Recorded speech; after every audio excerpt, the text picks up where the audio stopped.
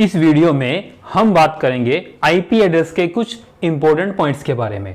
ठीक है, तो आईपी एड्रेस की अगर आपको फुल फॉर्म पूछी जाए तो ये है इंटर नेटवर्क प्रोटोकॉल। ठीक है, इसी आईपी एड्रेस को हम बोलते हैं लॉजिकल एड्रेस, जो कि आपके पास होता है 32 बिट। तो ये जो लॉजिकल एड्रेस होता है ये होता है यूनिक एड्रेस। ठीक है, ये क्या होता है? Unique address for every computer और डिवाइस कनेक्टेड टू इंटरनेट। ठीक है, कोई भी डिवाइस कह लो, ठीक है, या फिर कोई हम बात करें कि कंप्यूटर की बात करें तो ये हर एक डिवाइस के लिए यूनिक एड्रेस होता है जो इंटरनेट से कनेक्ट होती है। ठीक है, इसको बोला जाता है लॉजिकल एड्रेस या फिर ये यूनिक एड्रेस होता है हर कंप्यूटर के लिए जो इंटरनेट से कनेक्ट होता है। ठीक है, तो यहाँ पर मान लो ये नेटवर्क है। नेटवर्क का मतलब कि आपका कोई सर्विस प्रोवाइडर है, एयरटेल है, जियो है, वो आपको कोई नेटवर्क प्रोवाइड करता है, इंटरनेट की सर्विस प्रोवाइड करता है ना, तो वो नेटवर्क क्रिएट होता है। ठीक है, तो आप उसके नेटवर्क में कनेक्ट हो जाते हो। तो या फिर आप एक लोकल नेटवर्क क्रिएट करते हो, जैसे इस कॉलेज की बिल्डिंग होगी, बिल्डिंग के अंदर एक नेटवर्क है, दूसरी बिल्डिंग के अंदर कंप्यूटर्स कनेक्टेड हैं, वो भी एक नेटवर्क है। ठीक है, तो इसी तरह से पूरे वर्ल्ड में कोई भी अगर कंप्यूटर इंटरनेट से कनेक्ट होता है तो उसको एक यूनिक एड्रेस मिलता है जिसको बोलते हैं लॉजिकल एड्रेस या फिर जिसका नाम है IP address, internet protocol address. और इसी को भी वैसे ऑफिशियल तो नहीं है लेकिन आ सकता है, इसी को आप बोल सकते हो सॉफ्टवेयर एड्रेस। सॉफ्टवेयर एड्रेस क्यों? क्योंकि ये जो आईपी एड्रेस है ये जब कंप्यूटर या किसी भी डिवाइस को मिलता है तो उसकी मेमोरी में स्टोर होता है। ठीक है, तो मेमोरी में जाके स्टोर होता है वो उसका आईपी एड्रेस, इसलिए इसको आप सॉफ्टवेयर एड्रेस भी बोल सकते हो। तो एग्जाम में चांस है कि ये पूछा जा सकता है कि आईपी एड्रेस क्या है, फिजिकल एड्रेस है, हार्डवेयर एड्रेस है या सॉफ्टवेयर एड्रेस है। तो अगर लॉजिकल आए तो लॉजिकल एड्रेस भी बोल सकते हैं, सॉफ्टवेयर एड्रेस भी बोल सकते हैं। और यूनिक एड्रेस तो जनरली पूछा नहीं जाएगा, लेकिन इन दो के बारे में पूछा सकता है, लॉजिकल या सॉफ्टवेयर एड्रेस। ठीक है, तो अब जो आईपी एड्रेस है वो पब्लिक भी हो सकता है और प्राइवेट भी हो सकता है। पब्लिक आईपी एड्रेस जैसे हम हैं, आप हैं, जब इंटरनेट से कनेक्ट होते हैं तो हमारे कंप्यूटर को जो आईपी एड्रेस मिलेगा वो होगा पब्लिक। ठीक है, और प्राइवेट आईपी एड्रेस भी होते हैं। कुछ ऑर्गेनाइजेशन है, कुछ कंपनीज हैं, जब वो अपना एक नेटवर्क, प्राइवेट नेटवर्क क्रिएट करना चाहते हैं तो वहां पर प्राइवेट आईपी एड्रेसेस मिलते हैं। ठीक है, उसके बाद आईपी एड्रेस स्टैटिक हो सकता है और डायनेमिक हो सकता है। स्टैटिक का मतलब एक बार आपको असाइन हो गया, ठीक है, एड्रेस असाइन हो गया, वो कैन नॉट चेंज। ठीक है, वो चेंज नहीं होता असाइन होने के बाद। तो जैसे सर्वर्स होते हैं, जैसे गूगल सर्वर है, अमेजोन का सर्वर है, तो इनको जो एड्रेस मिलते हैं वो स्टैटिक आईपी एड्रेस असाइन किए जाते हैं, क्योंकि फ्रीक्वेंटली कोई ना कोई उनके सर्वर पे, जैसे अमेजोन का है, कोई परचेज करता है, ठीक है, गूगल पे सर्च करते हैं तो वहां पर आईपी एड्रेसेस चेंज नहीं होते, उनको स्टैटिक आईपी एड्रेसेस मिलते हैं। और डायनेमिक आईपी एड्रेस, जो आईपी एड्रेस हमें मिलते हैं ना, जो लोकल आम पब्लिक है उसको जो आईपी एड्रेस मिलता है उसके डिवाइस को, वो होता है डायनेमिक। क्यों?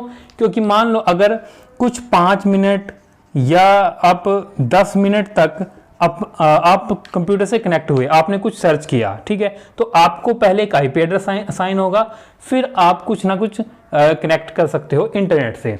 तो मान लो आप उसके बाद 5 से 10 मिनट तक कुछ आप नहीं करते, आप कुछ भी काम नहीं करते इंटरनेट पे, तो जो आईपी एड्रेस आपको असाइन हुआ था वो आईपी एड्रेस आपसे वापस ले लिया जाएगा। ठीक है, और अगर आप दोबारा से कुछ करना चाहते हैं इंटरनेट पे कनेक्ट होने के बाद, फिर आपको एक आईपी एड्रेस मिलेगा और वो आईपी एड्रेस पहले से डिफरेंट होगा।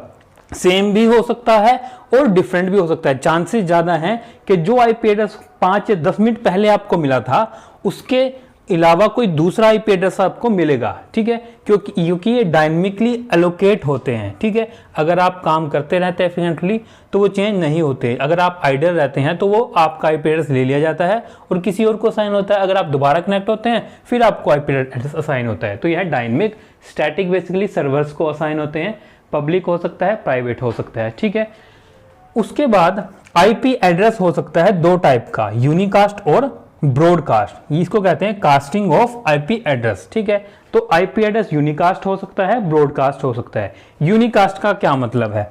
ये एक नेटवर्क है, ठीक है, ठीक है। ये कंप्यूटर 1 है, ये कंप्यूटर 2 है, ये मैसेज भेजना चाहता है इस कंप्यूटर को, ठीक है। तो एक कंप्यूटर या एक डिवाइस दूसरी डिवाइस को मैसेज भेजना चाहती है, तो एक ने मैं दूसरी को भेजा, तो ये कहलाता है यूनिकास्ट, ठीक है। बात कि एक कंप्यूटर ने क्या किया, मैसेज भेजा दूसरे कंप्यूटर को, ठीक है।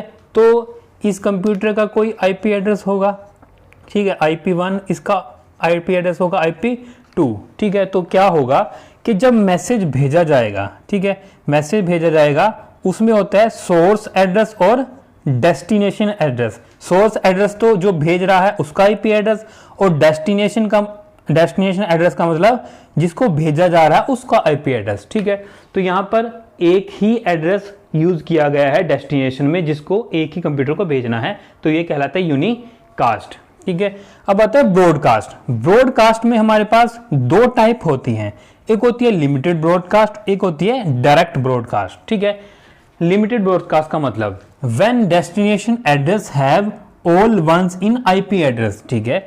जब डेस्टिनेशन एड्रेस मींस अगर ये आपका एक नेटवर्क है, मान लो ये एक बिल्डिंग है, ठीक है, ये बिल्डिंग 1 है, ये बिल्डिंग 2 है, या कोई भी एक कॉलेज है, ठीक है, एक कॉलेज 1 है, ठीक है, ये कॉलेज 2 है, ठीक है। ये किसी एक कॉलेज का नेटवर्क है, ये किसी दूसरे कॉलेज का नेटवर्क है, ये दोनों इंटरनेट में आपस में कनेक्टेड हैं, ठीक है।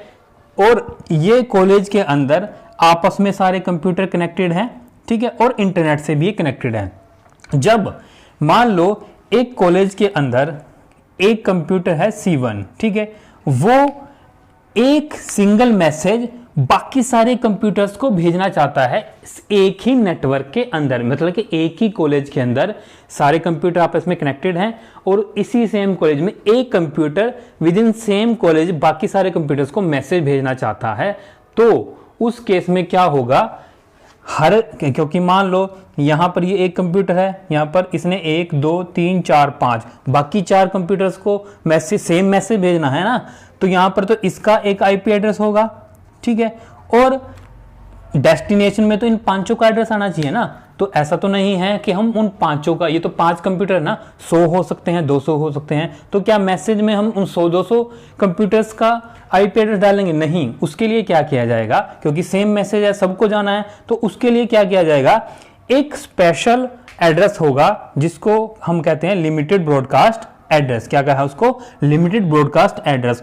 और ये कब यूज होगा? जब आप सेम नेटवर्क के अंदर बाकी कंप्यूटर्स को भेजना चाहते हैं। तो उस केस में क्या किया जाएगा, जैसे यहां पर सोर्स एड्रेस था और डेस्टिनेशन एड्रेस, सोर्स में तो जो भेज रहा है, और डेस्टिनेशन में क्या करेंगे, जितने भी वो होंगे ना एड्रेस के पार्ट, मतलब कि हमने पढ़ा था ना कि 32 बिट्स होते हैं, ठीक है, तो 4 ऑक्टेट्स में डिवाइड है, 1 1 1 1 1 1 1 2 3 4 5 6 7 8, एक ये हो गया, फिर 1 2 3 4 5 6 7 8, ठीक है, एक ऑक्टेट हो गया, 1 2 3 4 5 6 7 8, 1 2 3 4 5 6 7 8।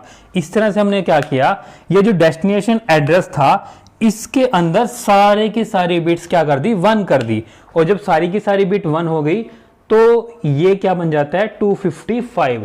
तो आपका एड्रेस क्या बन गया 255.255.255.255। इस केस में अब क्या होगा, इसका मतलब होगा कि ये कंप्यूटर मैसेज भेजना चाहता है और वो ब्रॉडकास्ट मैसेज है, मतलब वो इस सेम नेटवर्क के अंदर सारों के पास जाएगा, ठीक है, और वो क्या है लिमिटेड, क्योंकि सेम नेटवर्क में है, ठीक है। उसके बाद है ब्रॉडकास्ट।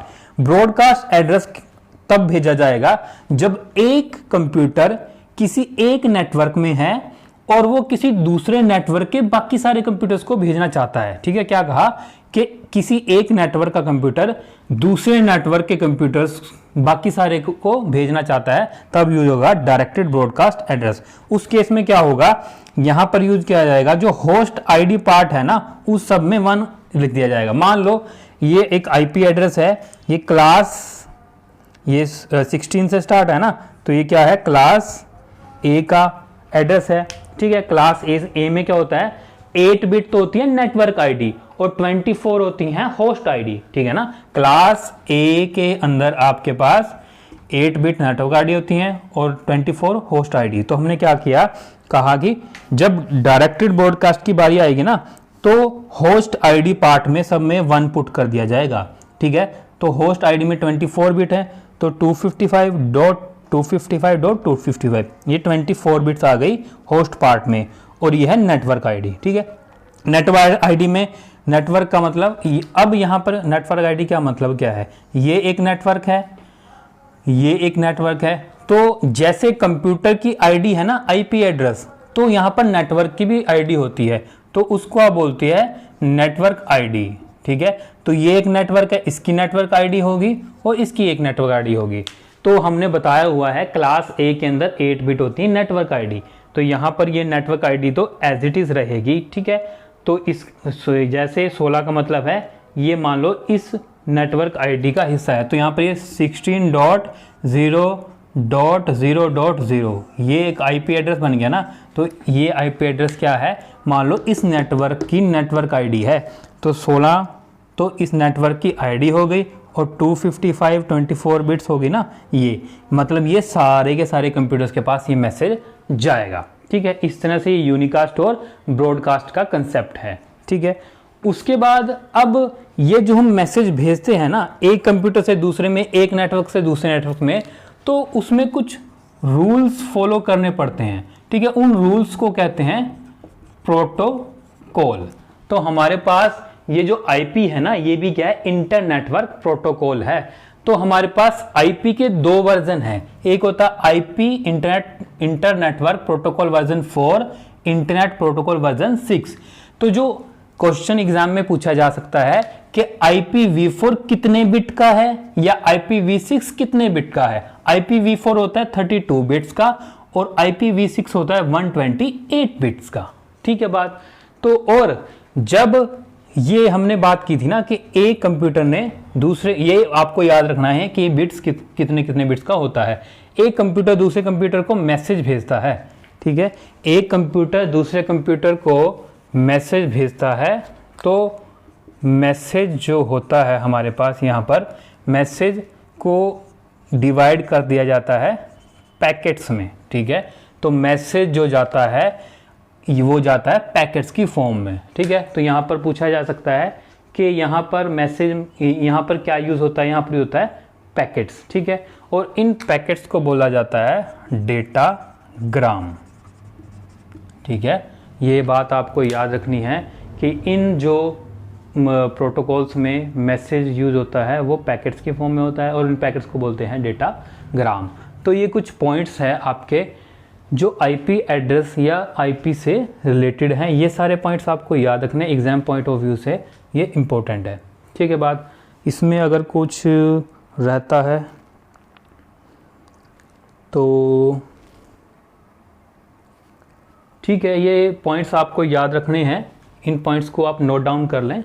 ठीक है, तो अगर वीडियो अच्छी लगी है, पसंद आई तो प्लीज़ चैनल को सब्सक्राइब करें, वीडियो को लाइक करें, बेल आइकन को दबाएं। धन्यवाद।